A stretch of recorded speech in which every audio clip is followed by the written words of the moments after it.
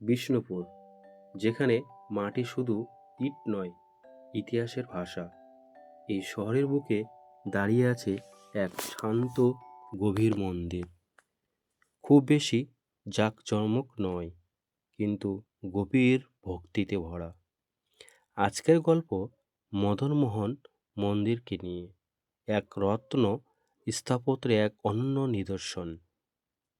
মন্দিরের নাম মদনমোহন মন্দির, স্থান বিষ্ণুপুর, বাঁকুড়া।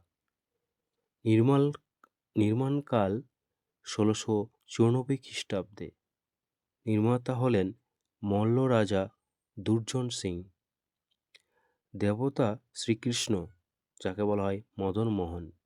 এই মন্দিরটি বিষ্ণুপুরের সবচেয়ে পরিচিত ও পূজিত মন্দিরগুলির একটি। মদনমোহন মন্দির হল এক রত্ন স্টাইল মন্দিরের উৎকৃষ্ট উদাহরণ। এক রত্ন মানে নিচে চৌকো মূল মন্দির, উপরে একটি মাত্র শিখর, যা রত্ন। এই শৈলী খুব বেশি জটিল নয়, কিন্তু ভারসাম্যপূর্ণ ও দৃঢ়। ভক্তির সরলতার প্রতীক।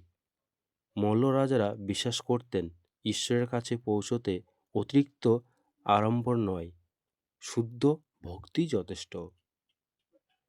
মদনমোহন মন্দিরের দেওয়াল নীরব মনে হলেও ভেতরে ভেতরে তারা কথা বলে। টেরাকোটা প্যানেলে দেখা যায় কৃষ্ণলীলা, কংসবধ, গোপীদের সঙ্গে নৃত্য, রামায়ণ ও মহাভারতের দৃশ্য, দেবদেবী ও পৌরাণিক চরিত্র, সৈন্য, ঘোড়সাওয়ারের যুদ্ধের দৃশ্য।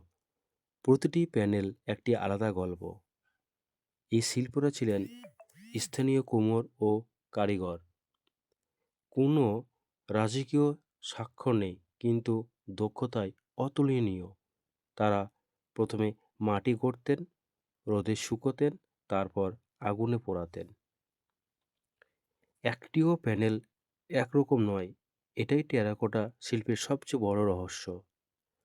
মল্ল রাজা ছিলেন বৈষ্ণব ধর্মের অনুরাগী, কৃষ্ণ ভক্ত, সংস্কৃতির পৃষ্ঠপোষক।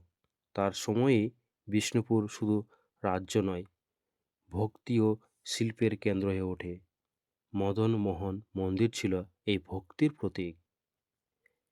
স্থানীয়দের বিশ্বাস, গভীর রাতে মন্দির চত্বরে অদ্ভুত শান্তি নেমে আসে। কেউ কেউ বলেন পূর্ণিমার আলোয় মন্দিরের শিখর অন্যরকমভাবে ঝলমল করে। ভক্তরা মনে করেন এখানে প্রার্থনা করলে মন অদ্ভুতভাবে স্থির হয়ে যায়। ইতিহাস এসবের প্রমাণ না দিলেও এই বিশ্বাসেই মন্দিরকে জীবন্ত রেখেছে। আজ মদনমোহন মন্দির এএসআই দ্বারা সংরক্ষিত। বিষ্ণুপুর টেরাকোটা মন্দির গুচ্ছের অংশ। পর্যটক ও ভক্ত দুজনের কাছে গুরুত্বপূর্ণ।